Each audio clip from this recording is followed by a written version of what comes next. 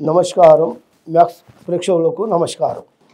ఈ 12 రాశులకి ఈ డిసెంబర్ నెల ఎలాగున్నదో మన చిలుక ద్వారా చూసుకోవాలి. చూడు రామచిలుక, ఈ డిసెంబర్ నెల ఈ వృశ్చిక రాశికి జాతకం ఎలా ఉన్నది చూడు.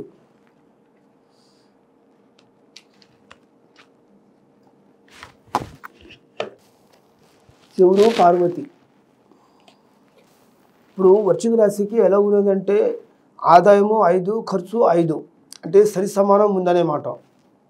కానీ వృశ్చిక రాశికి కొంత ఇబ్బంది పడేది టైం కూడా కరెక్ట్గా ఖచ్చితంగా ఉంది. ఈ డిసెంబర్ నెల కొంత శాంతంగా చేస్తే కూడా బాగా కలిసి వస్తుందనే మాట.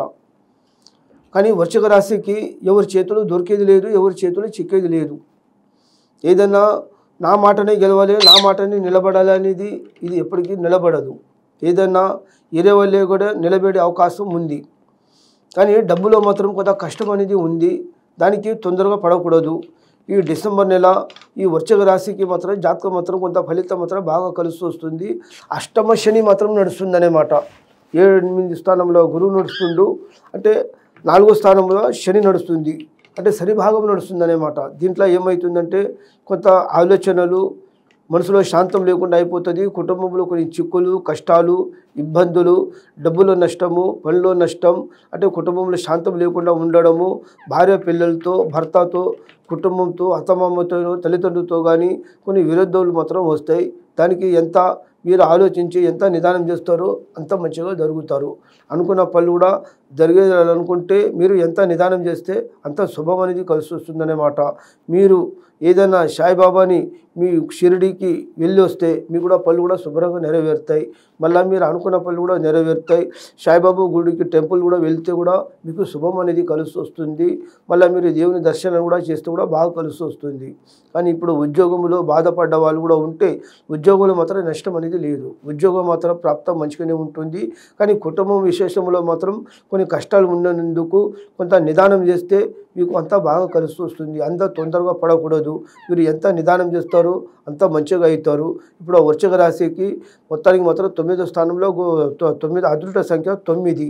కానీ ఏంటంటే 8వ స్థానంలో శని నడుస్తుంది, గురువు నడుస్తుండు, 4వ స్థానంలో శని నడుస్తుంది. దాని గురించి కొంచెం ఇబ్బంది ఉన్నది. గ్రహాచారము రాహు కాలం అనేది నడుస్తుందన్నమాట. దానికి మీరు తొందరగా పడకూడదు. ఏదైనా చేస్తే నిదానం, శాంతి చేస్తే బాగుంటుంది. మళ్ళీ మీరు కూడా ఆవులకి, పశువులకి, దున్నలకి ఏదైనా జంతువులు కూడా కనిపిస్తే అక్కడ ఏదో ఒక పళ్ళు పదార్థాలు కూడా తినిపిస్తే కూడా మీకు సుఖ సంతోషం అనేది కలుగుతుందన్నమాట. మళ్ళీ ఏంటంటే వ్యాపారంలో దెబ్బతిన్న వాళ్ళు కూడా ఉంటే అలాంటి కూడా దాన ధర్మాలు కూడా చేస్తే కూడా బాగా కలిసి వస్తుంది. మళ్ళీ బిజినెస్ కూడా చేసిన వాళ్ళు కూడా బిజినెస్ కూడా పెరుగుతుంది.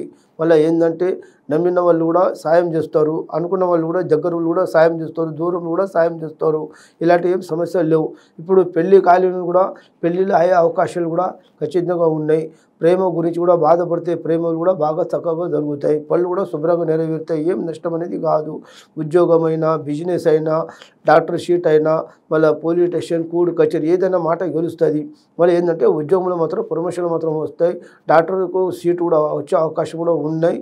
ఈ వృశ్చిక రాశికి జాతక ఫలితాలు మాత్రం చాలా బాగున్నాయన్నమాట. ఇప్పుడు ఏం నష్టం అనేది లేదు. ఇంతవరకు బాధపడ్డారు, నష్టపోయినారు, మనసులో శాంతం లేకుండా కూడా అయిపోయినారు. ఇప్పుడు ఏం నష్టం అనేది కలగదు.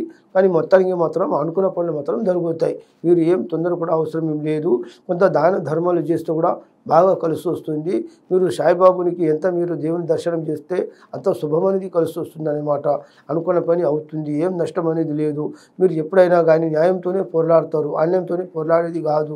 ఏదైనా మాట ఉంటే నిజమే చెప్తారు, అబద్ధం అనేది చెప్పారు. ఏదైనా మనసులో మాట కూడా నిలబడేది. ఎప్పుడు ఉన్న మాట అప్పుడే కటాకటి చెప్పేస్తారు.